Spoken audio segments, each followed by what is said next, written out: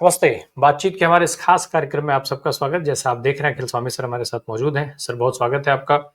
Sir, देश में इस समय राजनैतिक रूप से कई सारी चर्चाएं हैं, लेकिन एक चर्चा जो सबसे जरूरी है वो इसमें जुडिशरी को लेकर के, खास करके बीते दिनों तब ये चर्चा शुरू हुई थी। एक बार एकदम से तेजी पकड़ी थी इस चर्चा ने। चर्चा तो लंबे समय से है, जब जस्टिस यशवंत वर्मा के घर में आग लगी और कैश बरामद हुआ। खैर, अब इधर राज्यपालों ने जिस तरीके से गैर भाजपा शासित राज्यों में एक भूमिका निभाना शुरू की है, उनको लेकर के जब टिप्पणी आती है कोर्ट की, तब एक नई चर्चा शुरू होती है और अब ये टिप्पणी जो है राष्ट्रपति तक पहुंच गई है।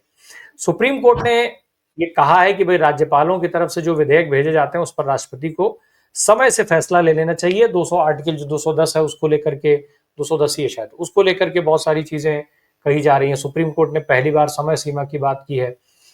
क्या सुप्रीम कोर्ट, मैं दोनों दो तरफ से इस सवाल ये जो है मेरा सर दो नजरिए से है। एक तो ये कितना इंपॉर्टेंट है, कितनी इंपॉर्टेंट टिप्पणी है सुप्रीम कोर्ट की कि भाई राष्ट्रपति समय से विधेयक पर मंजूरी दें, उस पर जो भी सहमति असहमति है उसको समय से कर दें। दूसरा, क्या इसको ऐसे भी देखा जाए कि राष्ट्रपति पर टिप्पणी करके सुप्रीम कोर्ट अपनी गरिमा को एक बार फिर से बचाने की जद्दोजहद करता हुआ दिख रहा है? क्योंकि जस्टिस यशवंत वर्मा पर एफआईआर ना होने के बाद देश में बहुत छीछा लेदर हुई है सुप्रीम कोर्ट को लेकर के। जय संविधान। देखिए राम प्रकाश जी, असली मुद्दा यह है कि क्या देश संविधान से चलेगा या तानाशाही से चलेगा। अगर संविधान से चलेगा तो संविधान में जो कहा गया है कि राज्यपाल जो हैं, अगर विधानसभा के अंदर कानूनी तौर पर कोई बिल को पास किया जाए और उसको राज्यपाल को भेजा जाए तो राज्यपाल एक बार वापस कर सकता है, दोबारा उसको दस्तखत करना पड़ेगा, ऐसा प्रावधान है। और यही प्रावधान राष्ट्रपति महोदय के लिए है। अगर भाई यही तो कहा, भारतीय जनता पार्टी यही तो कहती है कि वक्फ बिल हमने पास कराया, कानूनी तौर पे पास कराया, लोकसभा और राज्यसभा से अनुमति लेके पास कराया, मेजोरिटी से पास कराया, तो राष्ट्रपति ने अगर उसको अनुमोदित कर दिया तो उसमें क्या परेशानी है।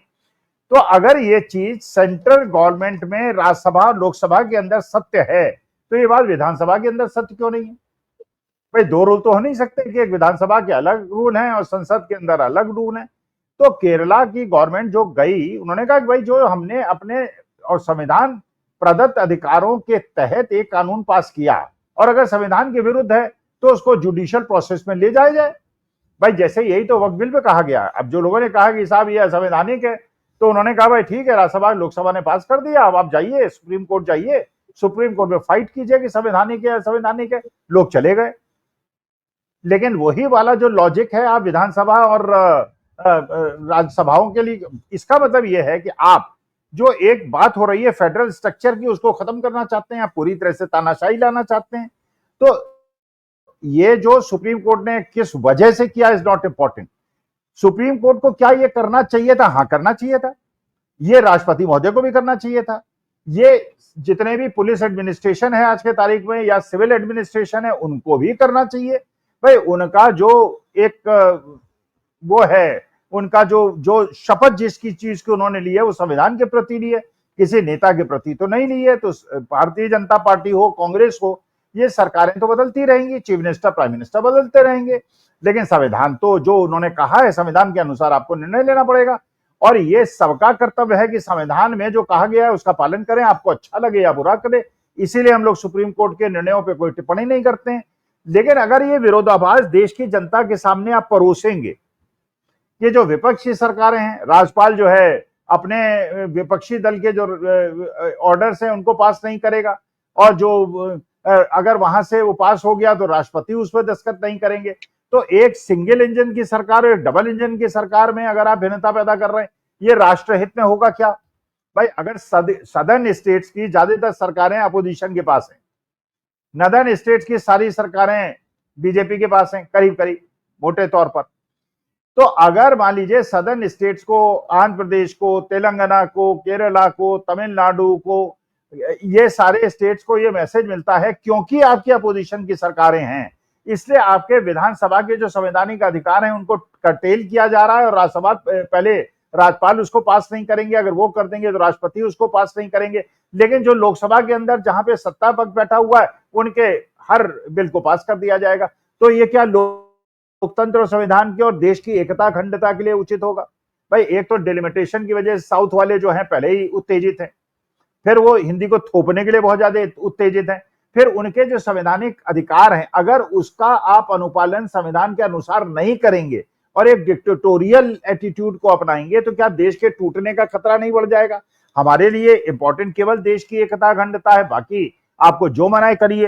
तो हम तो वक्फ बिल पे इसलिए प्रश्न उठा रहे थे, हम निवेदन भी कर रहे हैं मुस्लिम भाइयों से कि भाई आप संवैधानिक रूप से जनता के ये थोड़ा सा सड़कों पे आने से बचें, लोगों को कन्विंस करें, असली बात उनको बताएं और अपना पक्ष बताएं। हम तो सहमत हैं कि आपके साथ जो हो रहा है गलत हो रहा है, मुसलमानों के साथ जो हो रहा है गलत हो रहा है। आज आगरा के अंदर आप देखिए, वहां पे करणी सेना के हजारों लोग जो है वो तलवार लेके और फरसे लेके और डंडे लेके बिल्कुल हजारों की संख्या में नारे लगा रहे हैं। तो क्या आप देश के दलितों को आतंकित करना चाहते हैं? भाई ठीक है, राजपूत और क्षत्रिय जो होते हैं बड़े शक्तिशाली होते हैं और उनके जो शक्ति के सामने हम लोग ब्राह्मण लोग या दलित लोग नहीं टिक सकते, लेकिन इसका मतलब यह है कि आप क्या बाकी लोग जो आपकी तरह जिनकी ताकत नहीं है और शक्ति नहीं है और मूछे नहीं है और भुजाओं में दम नहीं है, उनको आप दबाएंगे? हर सर हम क्या आज राजशाही में रह रहे हैं जो हम इस तरीके की चीजों को देखें समझें और इस पर बात करें? हम क्या राजशाही के अंदर जी रहे हैं कि हम क्षत्रिय अगर उनको ताकत है तो उनकी ताकत से हमको दब करके रहना है जैसे राजशाही के अंदर हुआ करता था? नहीं, यही तो दिखाने का प्रयास हो रहा है। भाई आप ये सोचिए, अभी तक तो ये मुसलमानों के अगेंस्ट कर रहे थे, अभी तक तो क्रिश्चियनों के अगेंस्ट कर रहे थे और हम लोग बारंबार सारे प्रोग्राम में कह रहे थे कि ये रुकेंगे नहीं, ये मुसलमानों तक नहीं रुकेंगे, ये क्रिश्चियनों तक नहीं रुकेंगे, ये एक एक करके सबके घरों पे आएंगे। अब हरिशंकर तिवारी के बेटे विजय शंकर तिवारी क्या इन्होंने रेड कर मारी और इतनी सारी रेडें कर दी बिल्कुल जैसे कि, क्योंकि वो अपोजिशन में है, समाजवादी पार्टी के हैं। रामजीलाल सुमन जो हैं क्योंकि दलित हैं और समाजवादी पार्टी के हैं, इसलिए आप जो है दिल्ली के चीफ मिनिस्टर संवैधानिक कर्तव्यों का उनको निर्वहन ही नहीं करना है। एक पूर्व मुख्यमंत्री और जो उत्तर प्रदेश के अंदर जिसकी सीटें भारतीय जनता पार्टी से ज्यादा हैं उसको टोटी चोर कह रहे हैं, आप उसको अपमानित कर रहे हैं। और वहां पे जो पत्रकार महोदय हैं जो अपने इंटरव्यू में उनसे बात कर रहे हैं वो दांत निपोर के उस पर हंस रहे हैं, शर्म नहीं आती है उनको? लोगों को इस प्रकार से आप एक पिछड़े समाज के एक नेता को जिसका पिछड़ा समाज मानता है और आप देश के अंदर बंटवारा कराना चाह रहे हैं, तो नंबर तो देखिए सबका आएगा। पहले वो एक वहां पे आपको पता ही है गुजरात के अंदर क्या हुआ था। गुजरात के अंदर जो वहां के पाटीदार समुदाय के व्यक्ति हैं उन्होंने क्षत्रियों का अपमान कर दिया था। या क्षत्रिय जो है वो दलितों का अपमान कर रहे हैं, कोई ब्राह्मणों के घर में घुसा चला जा रहा है, 7 साल की लड़की किताबें लेके भाग रही है क्योंकि एक बड़े नेता की जमीन ये साफ सुथरी। सर ये कैसा अपमान है कि अगर कोई क्षत्रिय है, क्षत्रिय समाज से जुड़ा हुआ कोई व्यक्ति है, कोई नेता है, वो अगर समाजवादी पार्टी के साथ है, बहुजन समाज पार्टी के साथ है, कांग्रेस पार्टी के साथ है, जनता दल यूनाइटेड के साथ है, आरजेडी के साथ है, टीएमसी के साथ है, उसके साथ कोई भी घटना दुर्घटना हो जाए तो वो क्षत्रियों का अपमान नहीं है।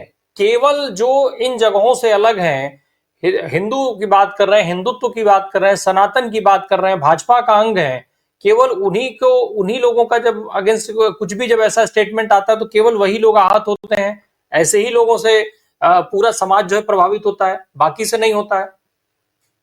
देखिए राम प्रकाश जी, पहली बात तो यह है कि क्षत्रिय समाज क्योंकि आप जानते हैं शक्तिशाली समाज है, बड़े तगड़े तगड़े भुजाएं होती हैं उनके, कसरत करते हैं। हम जैसे बुढ़े ब्राह्मण हम तो भैया उनके खिलाफ इसलिए नहीं बोलेंगे, हमारा ही सिर फोड़ देंगे वो। लेकिन अगर मान लीजिए देश के अंदर कैसी अराजकता की स्थिति आप पैदा कर रहे हैं, तलवारें नंगी लेके आप घूम रहे हैं, आप दलितों को फिर कहते हैं हम दलितों के साथ कोई अत्याचार नहीं करते, मुगलों ने हिंदुओं पे अत्याचार किया था। अरे अभी आप ये कहते आए हैं कि आज के समय में दलितों पे कोई अत्याचार नहीं हो रहा है, आज दलितों पे खुलेआम अत्याचार कर रहे हैं। एडमिनिस्ट्रेशन ने अनुमति कैसे दी? जनपद जनपद से क्या डंडे और तलवारें लेके लोग घुसे, ये लोगों को नहीं पता था?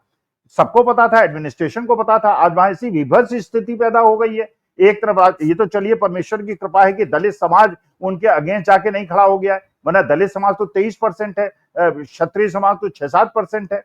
तो अगर तुम्हारे पास शक्ति है और तुम ताकतवर हो तो यदुवंशियों के पास ताकत नहीं है क्या? कुर्मी समाज के पास ताकत नहीं है क्या? जाटों के पास ताकत नहीं है क्या? गुर्जर के पास ताकत नहीं है क्या?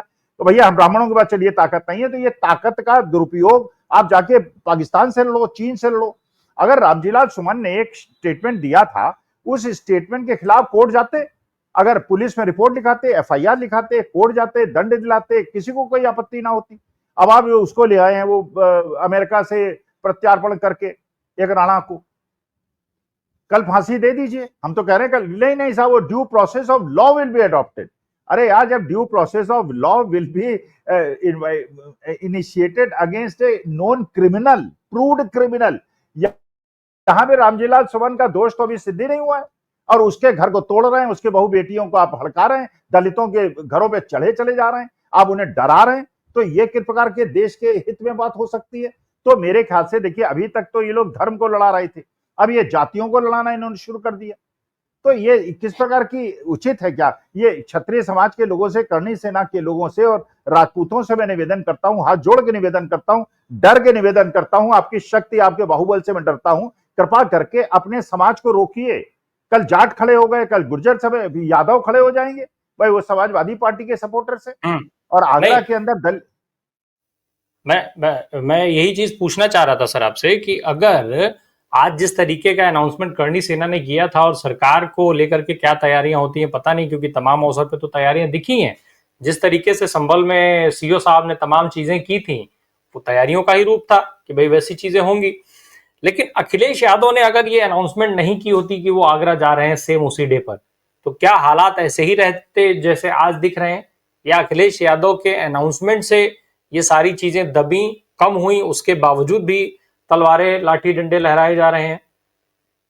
देखिए राम प्रकाश जी, ये बताइए, क्या अखिलेश यादव को संवैधानिक अधिकार नहीं है कि वो आगरा जाएं? क्या अखिलेश यादव को यह अधिकार नहीं है कि वहां पे एक दलित के ऊपर जो उनके घर पे चढ़ के बुलडोजर इसीलिए पूछ रहा हूं सर, मैं इसीलिए पूछ रहा हूं कि अगर अखिलेश नहीं जाते तो क्या ये जो चीजें आज देखने को मिल रही है और बड़े पैमाने पर हुई होती? भाई देखिए, अखिलेश यादव ने किया वो संवैधानिक किया, वो उनका अधिकार था, वो किया। जो ये राजपूत, ये क्षत्रिय समाज कर रहा है, ये जो करणी सेना कर रही है, ये संवैधानिक नहीं है। नंगी तलवारें डंडे लेके आतंकित करना और देश के अंदर बंटवारे की स्थिति पैदा करना। भाई अभी तक तो आप जस्टिफाई कर देते थे, हिंदू मुसलमान का मामला है, हिंदू एकत्रित हो जाओ, हिंदू इकट्ठे हो जाओ। क्या दलित हिंदू नहीं है? क्या यदुवंशी हिंदू नहीं है? क्या भाई अखिलेश यादव ने दौरा किया था, आप भी दौरा कर लेते। आप राणा प्रताप, जो राणा सांगा हैं, उनकी समाधि पे जाके अपने श्रद्धा सुमन अर्पित करते हो, कहते कि हम राणा सांगे। लेकिन ये जो युद्ध की स्थिति, आपने लॉ एंड ऑर्डर की स्थिति बना दी है, देश को पूरी तरह से जातीय युद्ध की तरफ छोड़ दिया है, जैसे आपने वहां पे मणिपुर के अंदर किया। तो किसको छोड़ेंगे आप? किसको बख्शेंगे? आप किसी को नहीं बख्शेंगे। और दलितों को आप एक मैसेज देना चाहते हैं कि तुम्हारी औकात नहीं है, तुम कुछ बोलोगे तो तुम्हें ठोक देंगे। अब वो चंद्रशेखर आजाद भी कहेंगे, वो भी अपनी मुछे तान के कहते हैं, यहां मैं गर्व से कहता हूं मैं चमार हूं, जिसकी हिम्मत आए मेरे सामने मुझे रोक ले। उसी प्रकार से जो दलित समाज है वो खड़ा हो जाएगा। आप बौद्ध गया के अंदर आप बौद्धों को वहां पे रामचरितमानस और रामायण का पाठ कर रहे हो। अरे हम भी रामचरितमानस का। लेकिन सर, करणी सेना ने ऐलान किया तो सरकार का उसके बाद कोई स्टेटमेंट नहीं आता है, उस पर भारतीय जनता पार्टी का कोई स्टेटमेंट नहीं आता है। ये सारी चीजें क्या दिखाती हैं? साफ तौर पे ये नहीं दिख रहा है कि आप प्रमोट कर रहे हैं उनको?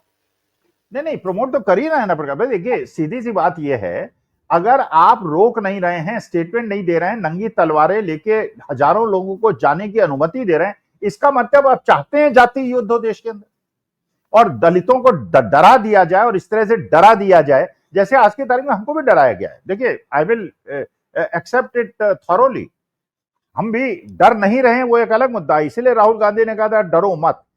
हमें भी डराया जा रहा है, हमें भी आतंकित किया जाता है, हमको भी भयभीत किया जाता है, हमसे भी कहा जाता है टांगे तुम्हारी तोड़ देंगे। इसलिए कि वो चाहते हैं कि ऐसा भय का माहौल बने कि दलित भी, जैसे मुसलमान डर के उनको वोट देता है, दलित भी डर के उनको वोट दे, यादव भी उनको डर के। मुझे डर किस बात का है? मुझे डर इस बात का है कि क्षत्रिय समाज जितना बलशाली है, ताकतवर है, उतना ही यदुवंशी भी हैं, भगवान श्री कृष्ण के वंशज, उतना ही जाट समाज है, उतना ही गुर्जर समाज है मेरे एरिया में। तो अगर ये लोगों को आमने सामने आप भिड़ा देंगे, और मानी बात है वो टैक्टिकली वही करेंगे, यदुवंशी जाके दलितों के साथ खड़े हो जाएंगे, दोनों मिलके 30% है, क्षत्रिय समाज 5% है। तो ये क्या इसके अंदर एडवांटेज है भारतीय जनता पार्टी को? मुझे ये भी नहीं समझ में आता है। नहीं, ये फिर तो साफ दिख रहा है सर कि ऐसा लग रहा है जैसे कि जितना डराओगे उतना पाओगे, उस तरीके की स्कीम चलाई जा रही है। कभी कोई खड़ा हो जाता है, कभी कोई खड़ा हो जाता है। नहीं, वो तो हो ही रहा है ना भाई, यही तो हो रहा है भाई। अगर मान लीजिए कोई आपको पीट जाए, और उसके बाद आप जाके पुलिस थाने में रिपोर्ट लिखाएं, आप ही को उठा के पुलिस बंद कर दे। तो इसका मतलब यह है कि जो पिटे, अब हाईकोर्ट के निर्णय आप देख रहे हैं, कहीं कह रहे हैं कि क्योंकि लड़की ने चोट के निशान नहीं है, इस्लामा ने उसका रेजिस्ट नहीं किया, इसका मतलब वो विलिंग रहा, इसलिए वो रेप नहीं माना जाएगा। उसके वक्षस्थल को छूना, उसके नाड़ी को खींचना, उसको पुल के नीचे घसीट के ले जाना अटेम्प्ट टू रेप नहीं माना जाएगा। भाई अगर इस प्रकार से आदमी को लगेगा कि ना तो मुझे जुडिशियल से मदद मिलनी है, ना मुझे एडमिनिस्ट्रेशन से मदद मिलनी है, ना मुझे पुलिस से मदद मिलनी है, तो इसका मतलब यह है कि गुंडों का राज है, और इस गुंडे के राज में जो गुंडा कह रहा है, मान लो अगर तुम्हारे घर में घुस जाए गुंडे और कहें कि लड़की का हम तो ये छुएंगे और इस तरह से खींचेंगे और सब कुछ करेंगे, और उसके बाद उसे नशे की दवा पिला के उसके साथ रेप करें, और जब हाईकोर्ट में आप जाएं केस लड़ने तो कहेंगे नहीं इसमें क्योंकि चोट के निशान नहीं है इसलिए ये रेप नहीं माना जाएगा, अटेम्प्ट टू रेप नहीं माना जाएगा, छेड़खानी की घटना है, छेड़खानी की घटना में 24 घंटे, तो आतंक का माहौल नहीं हो जाएगा क्या? घर की बेटियों का देश के 50% जनसंख्या के साथ, भाई हम लोग तो पुरुष हैं, इस बात को हम नहीं सहेंगे, हमें तो सिर फोड़ेगा कोई, लेकिन आप एक महिला की भावना को समझिए कि उसके साथ रेप का मतलब होता है उसकी आत्मा का रेप, और उसकी आत्मा का रेप होगा, समाज चुप होकर बैठेगा, पुलिस कुछ करेगी नहीं, कोर्ट कुछ करेगा नहीं, तो एक वही पुराने जमाने का मनुवाद आएगा, गुंडे घुसेंगे और जिस लड़की के साथ जो करना चाहेंगे करेंगे। तो देखिए ये असली डिसीजन जो देश के लोगों को लेना है वो ये लेना है कि क्या वो जो लोकतंत्र में रहने की उनकी आदत पड़ गई है उस आदत को बढ़ाना चाहते हैं, देश संविधान के अनुसार चलेगा या देश गुंडागर्दी से चलेगा। जो भी समाज ताकतवर है, भाई ऐसा तो नहीं पूरे हिंदुस्तान के अंदर जो है क्षत्रिय समाज बड़ा ताकतवर है, भाई आप जानते हैं महाराष्ट्र के अंदर जो है वहां पे मराठे बड़े स्ट्रांग हैं, वहां दलित आंदोलन, बल्कि महाराष्ट्र की एक खबर है, अब वो सही है कि गलत आई डोंट नो, वहां पे बताया गया कि दलित सेना के जो लोग हैं उन्होंने जो वहां के करनी सेना के अध्यक्ष थे उनको दौड़ा दौड़ा के पीटा है। तो सर फाइनली ये माना जाए कि अखिलेश यादव का जो कदम था, अखिलेश यादव की जो अनाउंसमेंट थी, उसकी वजह से सरकार को बैकफुट पर जाना पड़ा, इसी वजह से करनी सेना को भी बैकफुट पर जाना पड़ा। करनी सेना ने जो अपना अनाउंसमेंट विड्रा किया, हालांकि उसके बावजूद भी ये सारी चीजें हुई वहां पर, और कानून व्यवस्था की जिस तरीके की धज्जियां उड़ी, क्या उत्तर प्रदेश की सरकार इन लोगों पर मुकदमे दर्ज कराएगी जिस तरीके से अभी तक होता रहा है कि तमाम प्रदर्शनों के लोगों के घर गिराए गए कार्रवाइयों में? देखिए जब अखिलेश यादव प्रदेश के मुख्यमंत्री थे उस समय यह कहा जाता था कि यादवों की डोमिनेशन है उत्तर प्रदेश के अंदर, और सही था गलत था मुझे नहीं पता। यह कहा जाता है कि बिहार के अंदर जब लालू प्रसाद यादव तेजस्वी आते हैं तो वहां पे यादवों की डोमिनेशन हो जाती है। यह भी कहा जाता है आज के तारीख में योगी आदित्यनाथ जब से उत्तर प्रदेश के मुख्यमंत्री बने हैं तब तक राजपूतों की डोमिनेशन है। मुझे नहीं पता सच है कि गलत, आई डोंट नो, क्योंकि मेरी वो उम्र नहीं है ना मुझे वो सब कुछ देखना है। लेकिन इस डोमिनेशन की भावना को दूर करने के लिए देखिए एक तो होता है कि जो उचित है आपके राजनीतिक हित के लिए, जैसे भारतीय जनता पार्टी करती है, वो हिंदू मुसलमान करती है, वो जानती है हिंदू मुसलमान से देश का नुकसान हो लेकिन राजनीतिक लाभ उनको होगा, क्योंकि एक उन्होंने ऐसा वर्ग पैदा कर लिया है जो मुसलमानों से घृणा करने ही कोई सनातन धर्म मानता है, हम उससे सहमत नहीं है, लेकिन वो मानता है कि मुसलमानों की चूड़ी टाइट हो रही है चाहे हमारी चूड़ी ज्यादा टाइट हो रही हो। लेकिन अगर ये फीलिंग उत्तर प्रदेश के अंदर है कि क्षत्रिय समाज राजपूत समाज का डोमिनेशन है क्योंकि योगी आदित्यनाथ भी उसी समाज से आते हैं, तो ये कौन सी स्ट्रेटेजिक ब्लंडर नहीं है क्या कि आप यादवों को भी उत्तेजित कर रहे हैं, आप दलितों को भी उत्तेजित कर रहे हैं? अरे यही तो राहुल गांधी प्रयास कर रहे हैं, यही तो अखिलेश यादव प्रयास कर रहे हैं पीडीए बनाने का। तो पीडीए बनाने में जितनी मेहनत वो लोग नहीं कर पा रहे हैं और जितनी सफलता उनको नहीं मिल रही है उतनी भारतीय जनता पार्टी और ये करनी सेना करने का प्रयास क्यों कर रहे हैं? कहीं ऐसा तो नहीं करनी सेना वालों ने कुछ वो भारतीय जनता पार्टी से वो जो बदला लेना है गुजरात में जो पाटीदार समाज के लोगों ने क्षत्रिय समाज के लोगों का अपमान किया था उसका बदला लेने के लिए वो ये कर रहे हैं, और उसके बाद जो है 10% वोट एक तरफ हो जाए 90, तो पीडीए की राजनीति में अखिलेश यादव की तो मदद कर रहे हैं ये लोग भारतीय जनता पार्टी वाले और एडमिनिस्ट्रेशन वाले। अगर इसे स्ट्रांग हैंड से रोकते तो दलितों की तरह एक मैसेज जाता कि सवर्ण समाज और मनुवाद नहीं आया है, तुम पे इस प्रकार का हम नहीं अतिक्रमण करने देंगे, लेकिन उसको न रोक के उसको बढ़ावा देके उनके वीडियो प्रचलित करके प्रसारित करके पगड़ी पहन के बड़ी बड़ी मूंछों के साथ किसी को डराने का प्रयास मत कीजिए भैया, हम आपसे वैसे ही डरते हैं, आपके बाहुबल से डरते हैं, और कृपा करके हम लोगों पे जो बाकी गरीब लोग हैं जो कमजोर लोग हैं जिनमें इतनी क्षत्रिय प्रकार की शक्ति नहीं है, हम पे दया रखिए और देश को एकजुट रहने दीजिए। बिल्कुल, देश की एकजुटता ज्यादा जरूरी है और शांति किसी तरीके से बने रहना चाहिए। उसकी अब सरकार के ऊपर ये बड़ा सवाल है जब इस तरीके की घटनाएं होती हैं और ऐसे में जब लाठी डंडे और तलवारें लहराई जाती हैं, कानून व्यवस्था की खुलेआम धज्जियां उड़ाई जाती हैं और सरकार मौन रहती है। ये भी हो सकता है कि कार्रवाई के नाम पे कुछ खानापूर्ति कर दी जाए, 2-4-10 लोग गिरफ्तार भी हो जाएं बाद में, फिर जमानतें हो जाती हैं और जमानत के बाद कैसे उनका जो है स्वागत किया जाता है, कैसे उनको कितना बड़ा दर्जा दे दिया जाता है, ये हम सब देख चुके हैं कई मामलों में। तो सरकार के ऊपर निश्चित तौर पे दलितों की भी निगाहें होंगी, ओबीसी की भी निगाहें होंगी कि सरकार क्या कदम कर रही है राजनीतिक रूप से। ये सारी चीजें बहुत जरूरी हैं। बहुत बहुत धन्यवाद अखिल सर हमसे बात करने के लिए। Thank you so much.